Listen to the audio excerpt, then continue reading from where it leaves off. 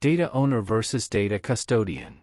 Before we talk about cybersecurity controls, access management, or compliance, we need to clearly understand who is responsible for data and who actually works on it. In most organizations, data-related failures don't happen because technology is missing, they happen because roles are confused. People often assume the IT team owns the data just because they manage the systems. That's not true. This session explains the two most important data roles you'll see in CISM, CISSP, and real-world governance: the data owner and the data custodian. If you understand this distinction clearly, you'll avoid many exam traps and many real-life security failures. Let's start with the data owner, because everything begins here. The data owner is not a technical role. It is a business and accountability role. Think of the data owner as the person who is ultimately answerable if something goes wrong with the data, whether that's a breach, misuse, or compliance failure. The data owner is the individual with ultimate organizational responsibility for specific data. This role is typically held by senior leadership, such as a CEO, a president, or more commonly, a department head. For example, in an HR system, the head of HR is the data owner for employee data. In a finance system, the CFO or finance head is the data owner for financial records. A very important concept to remember is this: the data owner owns the data, not the system. The data owner is responsible for protection and compliance. If regulators come knocking, or if the board asks questions after a breach, this is the role that must answer. So what does a data owner actually do? First, the data owner determines data classification, deciding whether data is public, internal, confidential, or restricted. Second, they define rules of behavior, also known as the acceptable use policy, which sets expectations for how users can access and use the data. Third, the data owner decides who gets access, and at what level. They don't grant access themselves, but they approve it. Fourth, they ensure that appropriate security controls exist based on how sensitive the data is. And finally, this is critical. If a data owner fails to exercise due diligence, they can be legally or professionally liable for negligence. This is why data ownership is about accountability, not operations. Now let's align this with industry standards, specifically NIST SP 800-18, which uses the term information owner, but it means the same thing as data owner. According to NIST, the data owner establishes rules for appropriate use and protection of data. This is what NIST calls rules of behavior, essentially the acceptable use policy. The data owner also provides input to system owners about security requirements and controls needed for systems hosting the data.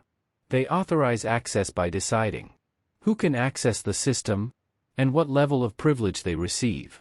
Finally, data owners support security control assessments by helping identify and evaluate the controls that protect their data. Notice something important here. Not a single responsibility involves logging into systems or configuring technology. Now that decisions are made, policies are defined, and access is approved, someone has to actually do the work. This is where the data custodian comes in. The data custodian is a technical, operational role. These are typically IT staff, system administrators, database administrators, or security administrators. The key concept is this: data custodians perform the day-to-day tasks delegated by the data owner. They are hands-on implementers. They protect data integrity and security, but they do not make business decisions. If the data owner decides what must be protected and who can access it, the custodian decides how to technically implement those instructions. Let's look at what data custodians actually do in practice. First, data protection.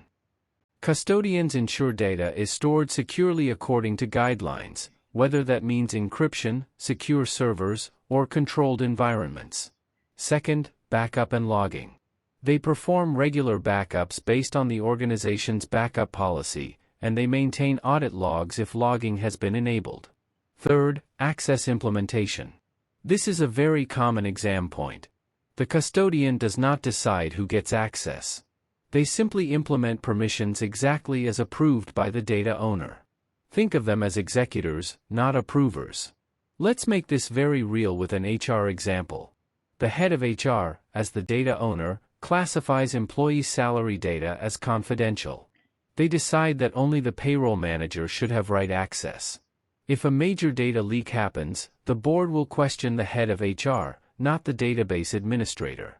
Now enter the data custodian, the database admin. The database admin doesn't argue about access decisions. They patch the database server, ensure nightly backups are successful, secure the access logs, and apply the permissions exactly as requested. They are protecting the data, but they are not accountable for the business decision itself. This entire topic can be remembered with one simple rule. The data owner decides. The data custodian does. The data owner focuses on decisions, classification, and accountability. The data custodian focuses on implementation, protection, and daily operations. To make this even easier, think of the king and the guard analogy. The data owner is the king. They decide what is important, who enters the kingdom, and what rules apply. If the kingdom falls, the king is held accountable. The data custodian is the guard. They lock the gates, patrol the walls, and keep the records. They follow orders, they don't make policy. This distinction is not just important for exams like CISM and CISSP. It is critical for real-world security governance.